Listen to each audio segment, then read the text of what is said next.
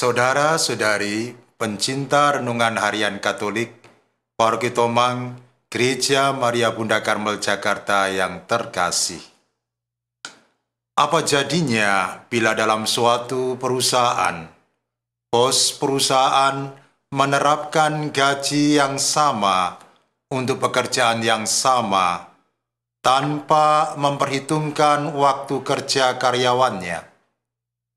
Mereka yang kerja misalnya 8 jam sehari, disamakan dengan mereka yang kerja 6 jam, 4 jam, 3 jam, bahkan 1 jam. Tentu karyawannya protes rame-rame karena menganggap penggajian itu tidak adil.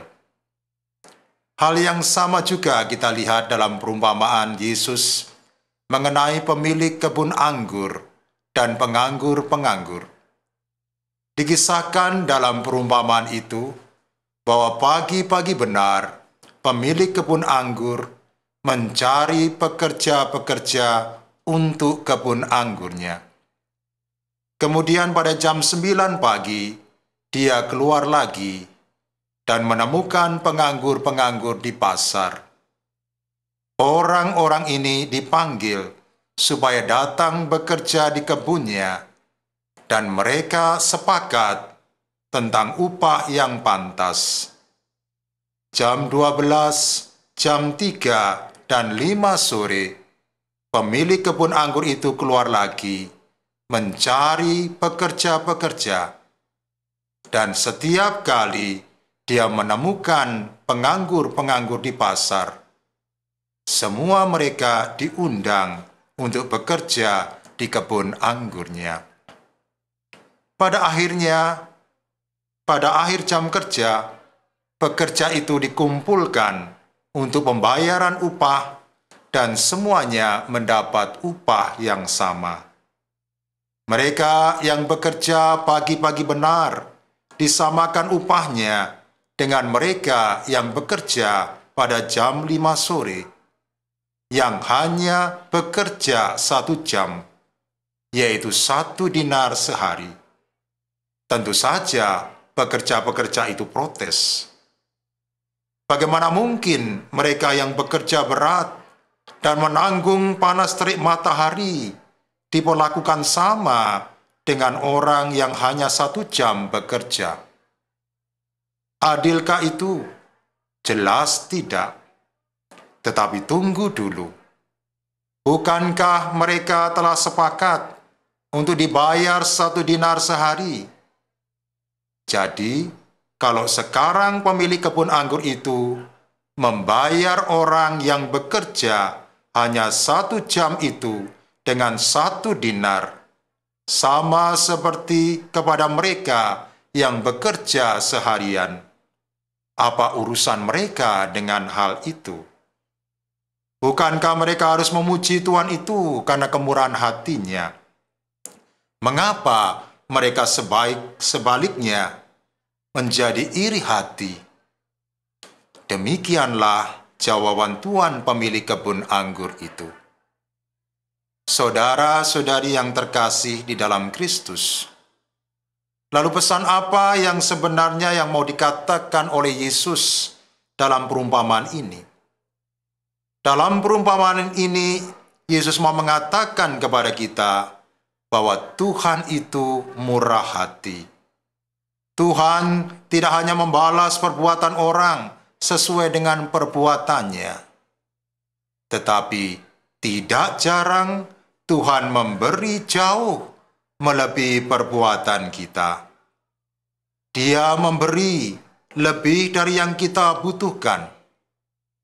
Bukan itu saja, Tuhan bahkan bermurah hati kepada orang yang kita anggap tidak pantas menerimanya, seperti kepada para pendosa, mereka yang jarang ke gereja, bahkan sudah meninggalkan gereja. Dia menyelamatkan mereka dari bahaya dan memberikan pengampunan dosa menjelang akhir hidupnya lewat sakramen orang sakit yang diterimanya. Sementara Tidak jarang orang yang taat kepada Tuhan, hidupnya menderita. Padahal mereka sudah banyak berbuat baik di dalam hidupnya.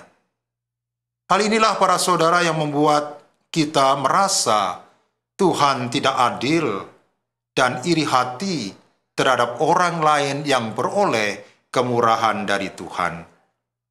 Saudara-saudari yang terkasih di dalam Kristus, jika Tuhan memperhatikan orang lain dan bermurah hati terhadap mereka, kita tidak boleh iri hati terhadap mereka. Kita malahan harus ikut bahagia dan memuji kerahiman Tuhan. Kita harus menjadi murah hati terhadap orang lain, meskipun kelihatannya orang itu tidak pantas menerimanya. Hanya dengan demikian, para saudara, kita dapat menjadi sempurna seperti Bapa kita di surga sempurna adanya. Lalu bagaimana dengan diri kita sendiri? Itu urusan Tuhan yang murah hati. Siapa yang percaya, dia tak pernah dikecewakan. Tuhan bisa kelihatannya bekerja lamban sekali, tetapi sekali Dia menyatakan kerahimannya, Dia akan membuat kita menjadi takjub. Marilah berdoa. Allah Bapa yang Maha Murah, kemurahan hati-Mu tidak hanya Kau tunjukkan kepada orang-orang benar, tetapi juga kepada para pendosa dan mereka yang tidak pantas menerima kemurahan-Mu. Bantu kami agar kami tidak iri hati terhadap mereka, melainkan ikut berbahagia dan memuji kerahiman-Mu. Semoga kami mampu meniru kemurahan-Mu dengan menjadi murah hati terhadap orang lain, meskipun nampaknya orang itu tidak pantas menerimanya. Demi Kristus Tuhan dan pengantara kami. Selamat beraktivitas.